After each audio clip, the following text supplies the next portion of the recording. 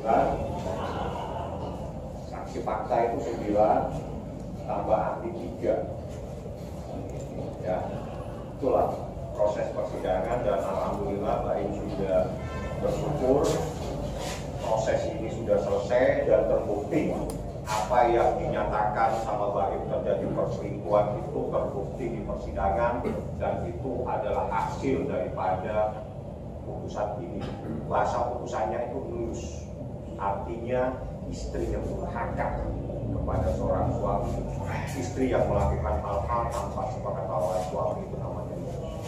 Bang, mengenai nafkah udah Ya, itu tidak menjadi persoalan bagi Mbak Im, itu bukan persoalan itu. Mbak Im hanya konsen kepada anaknya bagaimana anak ini selamat. Yang kedua, konsen bagaimana terbukti adanya perselingkuhan tersebut. Kalau uang itu bisa ditarik, itu bukan problem. Karena sebetulnya kalau melihat tuntutannya dia, tuntutannya banyak sekali.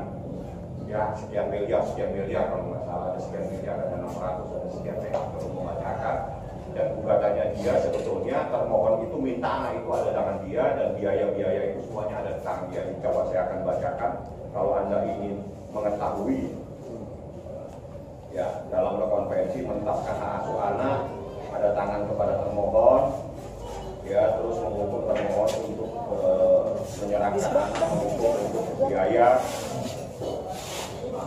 apa ini setiap bulannya 80 juta, 20 juta dan sekian ada tambahan 3 miliar kalau nggak salah ini nafkah media 800, nafkah 3 miliar, nafkah ida 600 juta.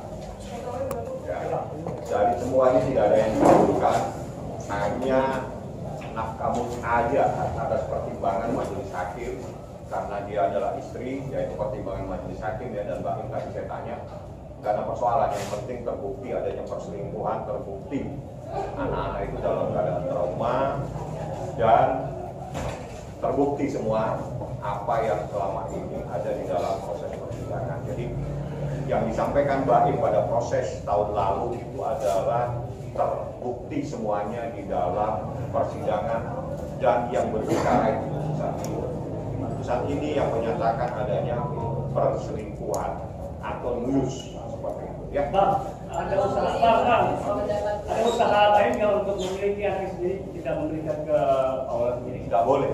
Pertanyaannya aja sudah salah. Pertanyaan melanggar hukum tidak akan saya jawab.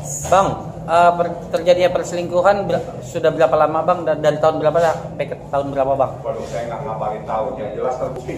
Tidak penting. Tidak penting tahunnya. Yang penting terbuktinya.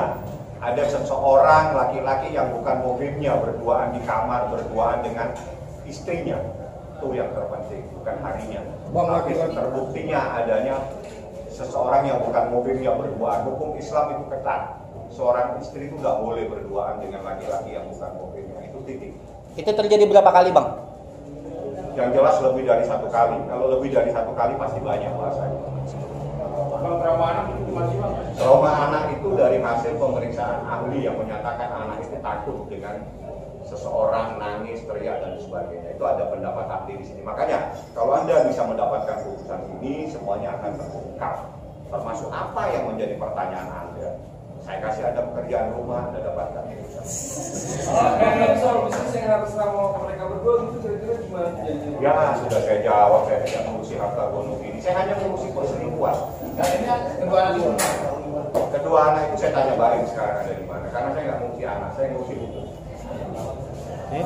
Oke, makasih Bang. Sama kita jangan anak itu harus anak itu disayang. Bagaimana supaya mau kepada kita? Ya.